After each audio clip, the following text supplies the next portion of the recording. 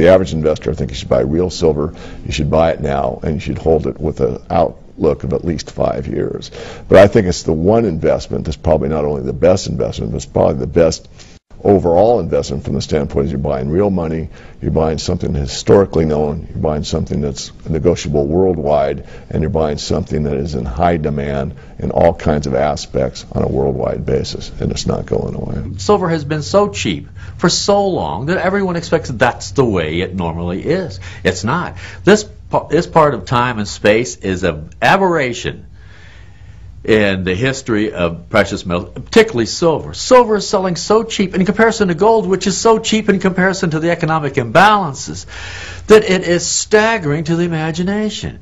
The only good thing about this whole thing is that the gross ignorance and stupidity of the majority of investors means that the asset is so underpriced that those who get in now, before those people understand the error of their ways, will make gigantic amounts of money when silver does get back to its normalized, everyday, precious metal price. It is the poor man's gold. I think the outlook for silver prices, continues to be good for easily another decade or so. There's a great potential for explosive growth in the price of silver. This thing should be selling for over 100 right now, but it's not.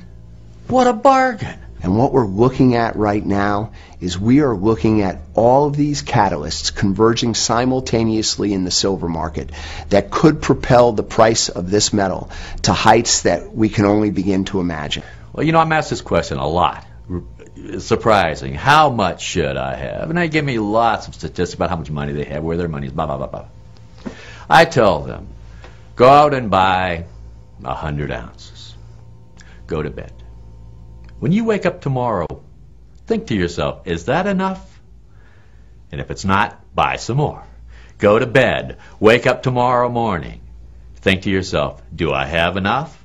If the answer is no, buy some more. There will be one morning when you wake up and you will ask yourself that question and you will say, yes, I have enough. And that is the answer. I think silver definitely has something to recommend itself to an investor who is prepared, I think, to follow the market quite closely, to monitor a position quite closely, because, as I said, it's a volatile metal and you need to be on top of what you're doing, perhaps, but there is scope for bigger moves than in the case of gold. As far as I can see, most of the above ground inventories are gone, and when we reach that inflection point, the price is going to skyrocket.